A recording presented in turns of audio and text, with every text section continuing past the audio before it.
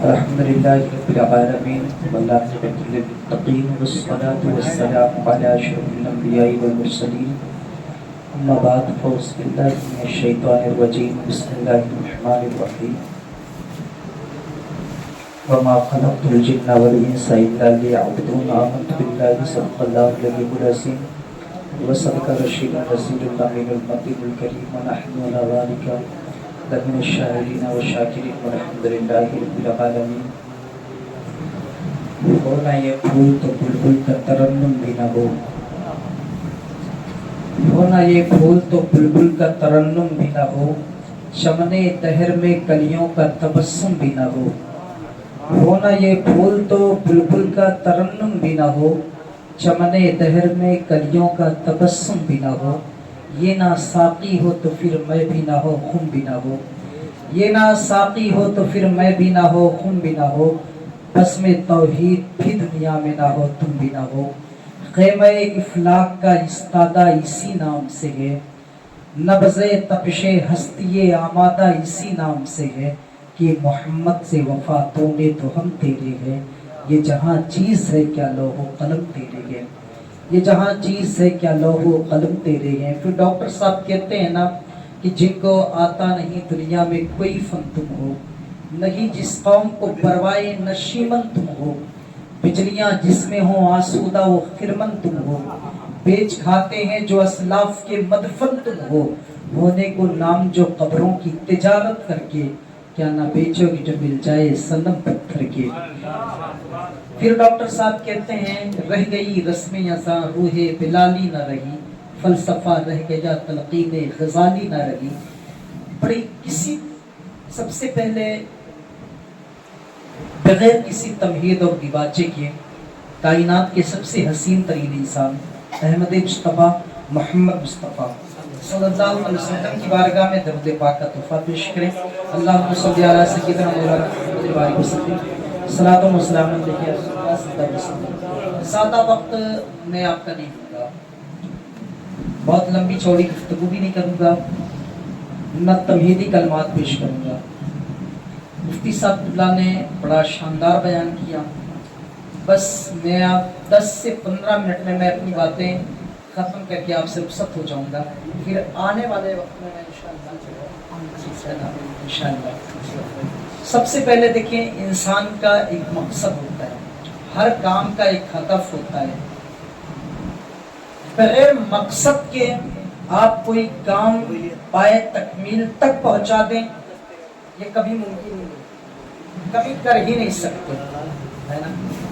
اور اس میں صرف ایک بندے سے کام نہیں ہونا۔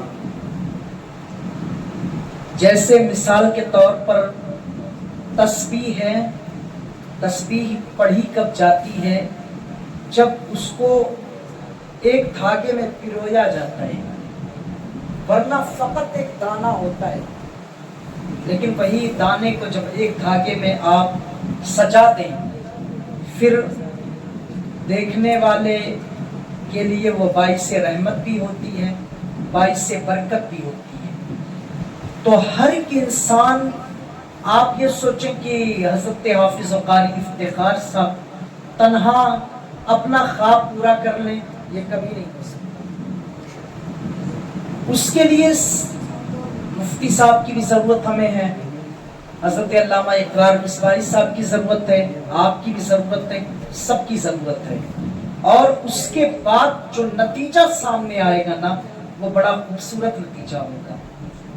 آپ کو ایک میں بات بتاؤں کہ ایک بندہ مثال کے طور پر 1 سے لے کے 5 تک پڑھے، 5 سے لے کر کے اس کے بعد ہائی اسکول کا وہ ایگزام دے، اور اس کے زندگی کے 10 سال کے بعد آپ اس کے پاس جائیں اور اس کے تعلیمی لیاقت کے بارے میں پوچھیں کہ آپ کا تعلیمی لیاقت کیسا تھا، آپ اپنے کلاس میں کس پوزیشن پہ رہتے تھے، وہ کہے گا میں نے ٹاپ کیا ہے۔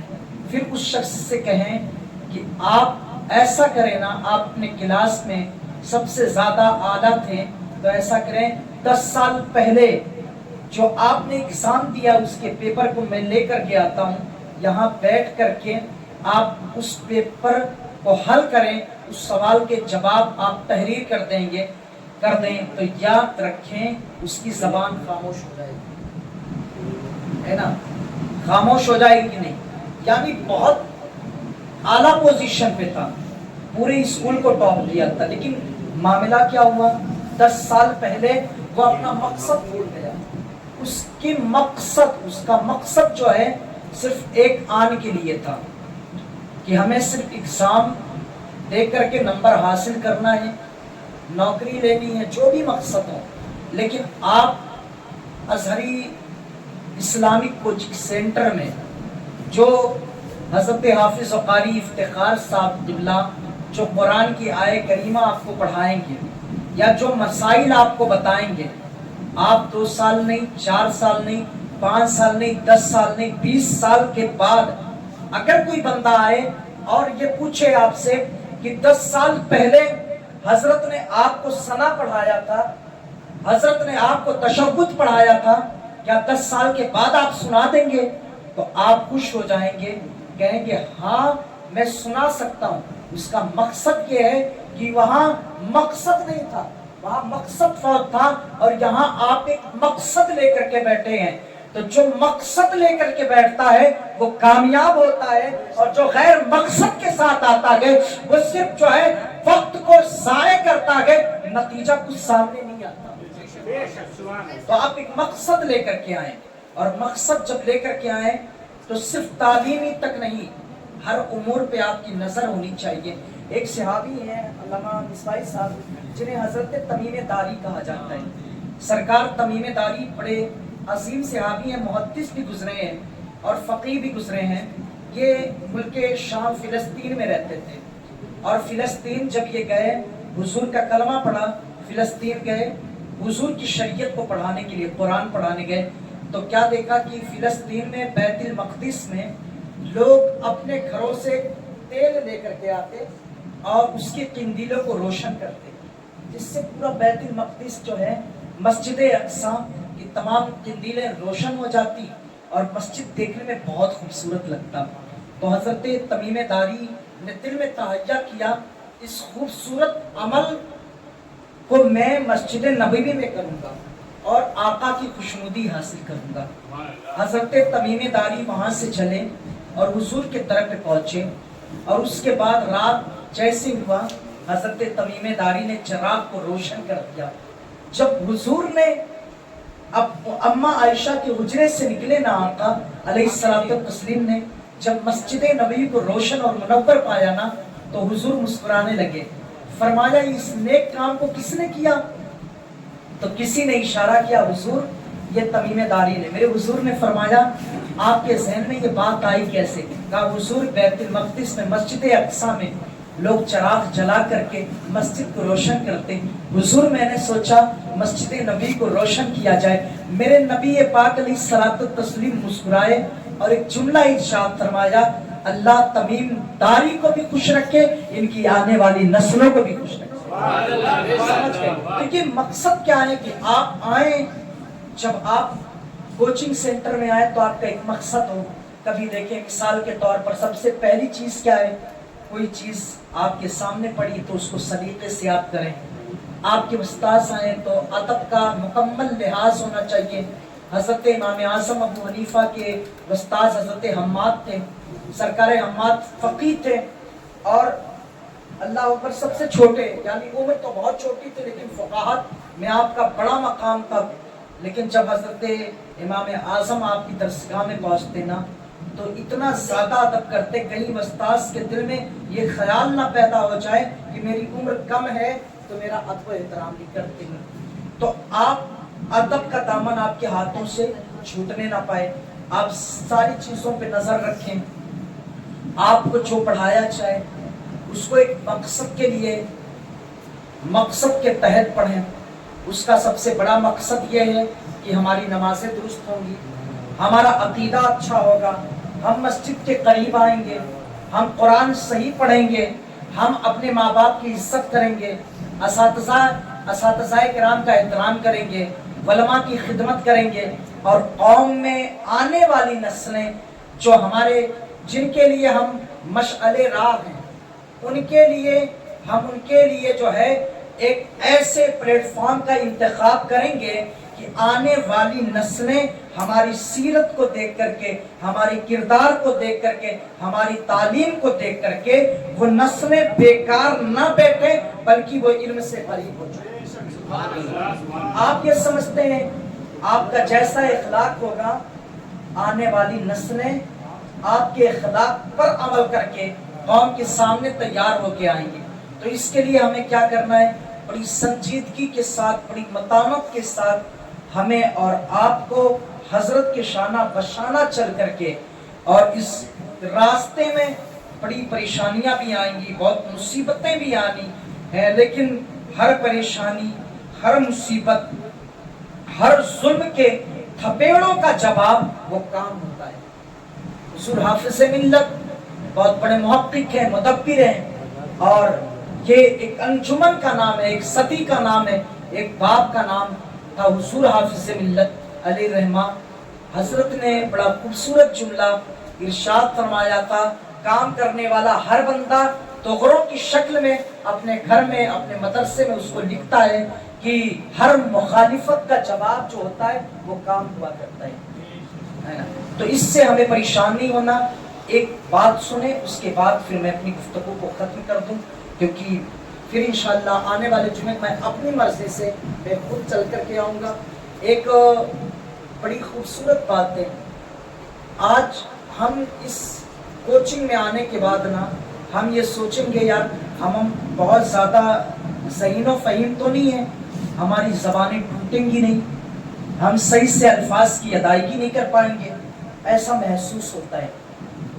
لیکن اس کے لیے آپ کو پریشان نہیں ہونا ہے۔ جس قرآن کو آپ پڑھنے آ رہے ہیں نا، اس قرآن میں بڑی برکتیں ہیں۔ جس شریعت کو آپ سیکھنے آ رہے ہیں نا، اس کی عظمتیں بہت ہیں۔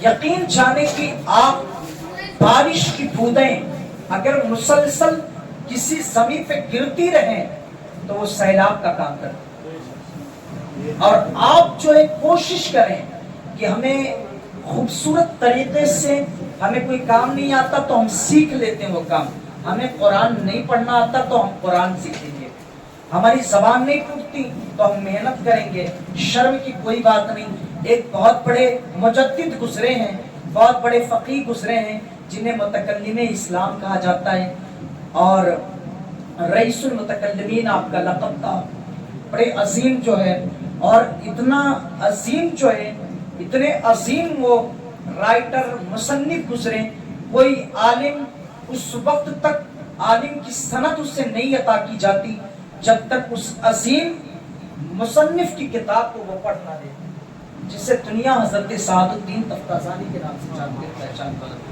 بڑی کتب ہیں، آپ 6ویں یا غالباً 7ویں صدی کے آپ مجدد رہ چکے گئے، یہ امام رازی کے شاگرد ہوتے ہیں۔ اب مقصد آپ دیکھیں کہ مقصد کیا ہے، اور انسان اگر اپنے آپ کو علم اور اپنے مقصد سے انسان پلٹے نہیں بلکہ اپنے ہدف میں کوشش کرتا رہے تو من جانب اللہ اس کی مدد ہوتی ہے۔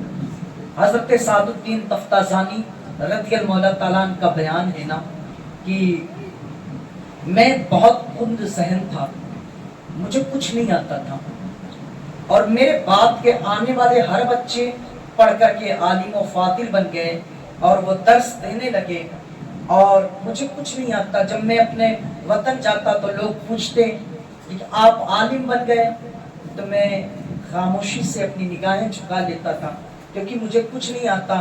اور جب میں امام رازی کی درسگاہ میں بیٹھتا نا، تو جب بے وقوفوں کی مثالیں دی جاتی نا، تو سعد الدین تفتازانی کے استاد امام رازی کہتے نا یہ تو میرے سعد الدین تفتازانی جیسا ہے، یعنی کچھ نہیں آتا تھا، کچھ نہیں آتا تھا۔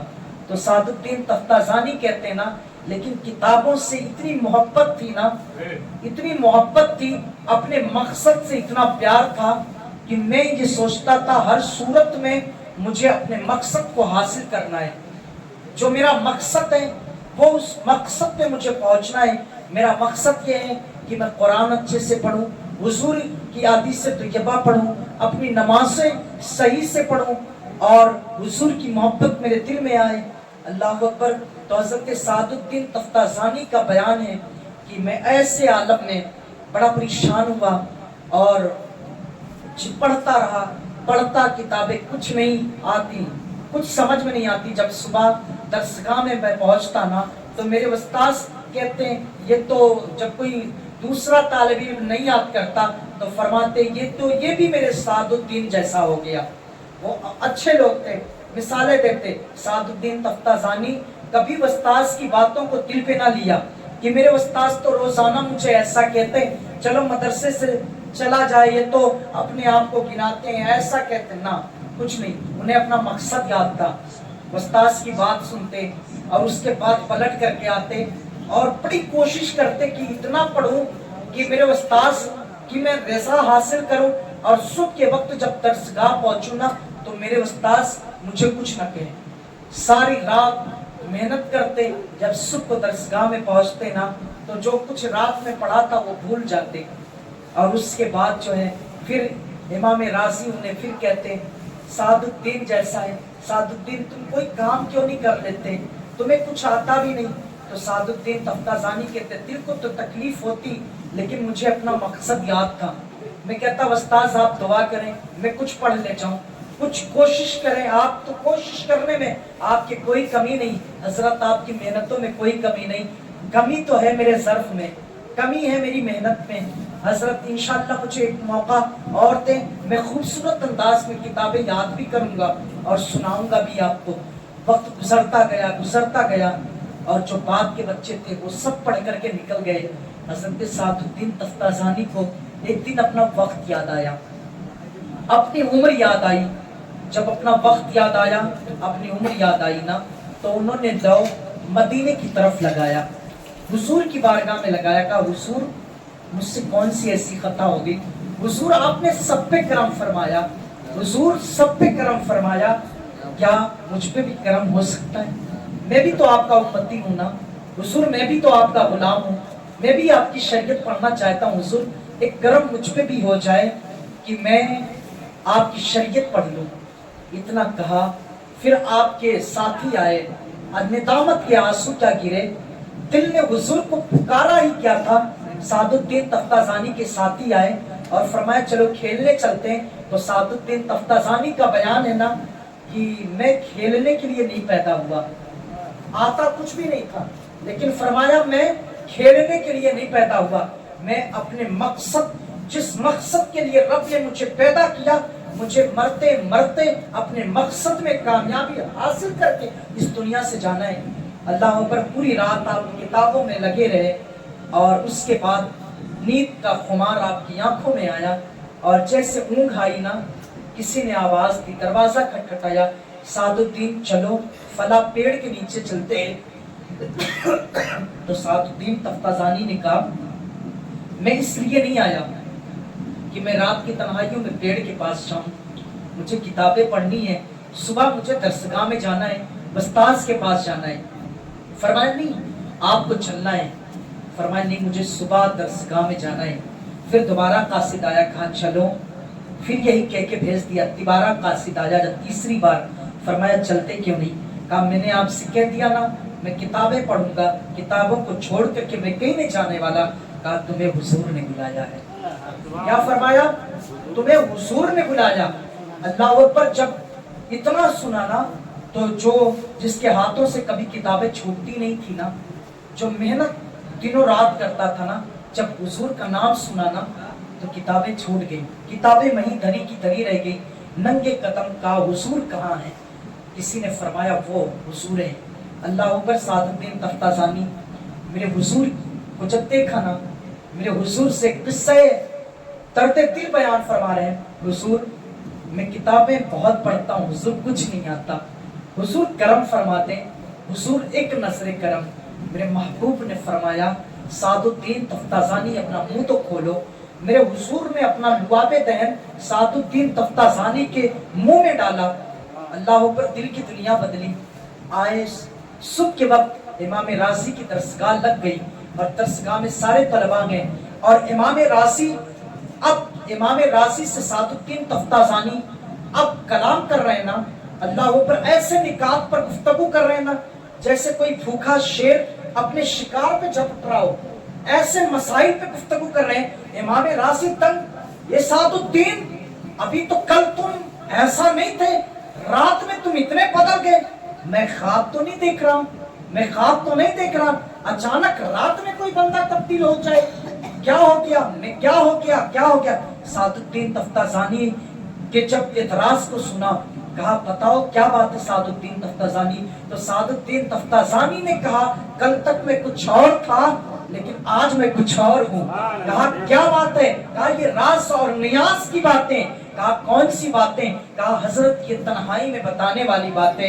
حضرت سعد الدین تفتازانی نے جب اتنا کہا، امام رازی درسگاہ سے اٹھے اور اس کے بعد خلوت کو اختیار کیا، فرمائے اب تو بتا دو سعد الدین کیا بات ہے؟ کہا حضرت راز کی باتیں، کل کوئی آیا تھا۔ کہا کون آیا تھا؟ کہا جس کے صدقے میں اللہ نے ہمیں اور آپ کو پیدا کیا ہے نا، جس کے صدقے میں ساری کائنات کو وجود ملا ہے نا، جس کے صدقے میں اللہ اکبر اس زمین کو جو ہے بچھونا بنایا گیا، آسمان کا شامیانہ تانا گیا، وہ آیا تھا۔ خسرو خبا آئے تھے، سیاہ لامکاں آئے تھے، نازش ہر دو جہاں آئے تھے، احمد مشتبہ آئے تھے۔ اسی بات کی منظر کشی ڈاکٹر اقبال کرتے ہیں، ہونا یہ پھول تو بلبل کا ترنم بھی نہ ہو، چمن دہر میں کلیوں کا تبسم بھی نہ ہو، یہ نہ ساقی ہو تو پھر میں بھی نہ ہو، خم بھی نہ ہو، بس میں توحید بھی دنیا میں نہ ہو، تم بھی نہ ہو، کہ محمد سے وفا تو نے تو ہم تیرے ہیں، یہ جہاں چیز ہے کیا لوح و قلم تیرے ہیں۔ کہا وہ آیا تھا جس نے مقدر کو جگایا تھا۔ کہا کون آیا تھا؟ کہا حضور آئے تھے۔ کہا بتا، اب قربت بڑھ گئی، کل تک مثالیں دیتے تھے۔ امام رازی کہتے بتا سعد الدین پھر کیا ہوا؟ میرے آقا آئے۔ کہا میرے آقا آئے، قاصد کو بھیجا، قاصد آیا، اس کے بعد میں حضور کے پاس گیا اور حضور نے فرمایا، اپنے خود ذہنی کی شکایت میں نے حضور سے کی۔ میرے حضور نے کہا سعد الدین اپنے لب کو کھولو تو صحیح، اپنے دہن کو کھولو صحیح۔ امام رازی کہتے ہیں نا آنکھوں سے آنسو گرنے لگے۔ فرمایا پھر کیا کہا حضور نے؟ کہا کہ جب میں دہن کو جیسے ہی اپنے منہ کو کھولا نا، میرے حضور نے اپنا لعاب مبارک میرے منہ میں ڈالا نا، دل کی دنیا بدل گئی۔ اب امام رازی کا تیور دیکھے، امام رازی کا عشق دیکھے۔ امام رازی کہتے ہیں نا اے میرے مولا کاش میں سعد الدین تفتازانی جیسا ہوتا۔ کیا فرمایا؟ کاش میں سعد الدین تفتازانی جیسا ہوتا، کاش میں سعد الدین تفتازانی جیسا ہوتا۔ اب کہہ رہے ہیں، کہا کہ تو حضرت سعد الدین تفتازانی نے کہا حضرت کل تک آپ مجھے مثالوں میں پیش کرتے تھے، آج کے تمنا کیوں ہے؟ امام رازی نے کہا اگر میں تمہارے جیسا ہوتا تو ایک دن جب میں سبق نہیں سنا پاتا اور اپنے دل کو اپنے جو ہے سارے وجود کو جو ہے متوجہ کرتا مدینے کی طرف اور رو کر کے دعا کرتا نا، تو حضور آتے کرم فرماتے اور حضور کا لعاب مبارک میرے دہن میں آتا، تو کاش میں تیرے جیسا ہوتا۔ حضور کو پیار آتا اور جب حضور پیار کرتے نا تو حضور کے لعاب دہن کا میں بھی تو کبھی جو ہے کبھی آپ اپنے جو ہے کند سہنی کا شکوہ نہ کرے، کبھی بھی آپ اپنے وقت کا شکوہ نہ کرے، کبھی آپ کسی چیز کا یہ شکوہ نہ کرے اللہ میں کیا کرنے والا، میں پڑھ نہیں سکتا نہ۔ جس قرآن کو آپ پڑھتے اس میں برکتیں بہت ہے۔ جس حضور پہ قرآن نازل ہوا نا وہ حضور کرم فرمانے پہ آ جائے تو دل کی دنیا بدل جاتی ہے۔ اللہ اکبر وہ ضرور کرم فرمائیں گے۔ آپ اس نیت کے ساتھ اپنے مقصد کو بھولے نہیں، اگر آپ کے ذہن میں نہیں آتا تو آپ حضور مدینے والے کی طرف لو لگائیں اور حضور سے دعا کریں، حضور کے صدقے میں دعا کریں۔ اللہ ہماری دعاؤں کو کبھی رد نہیں کرے گا اور حضور کے صدقے میں حضور کے در کے علم کی خیرات کا حصہ اللہ ہمیں بھی عطا کرے گا۔ اللہ ہم سب کو علم دین حاصل کرنے کی توفیق عطا فرمائے۔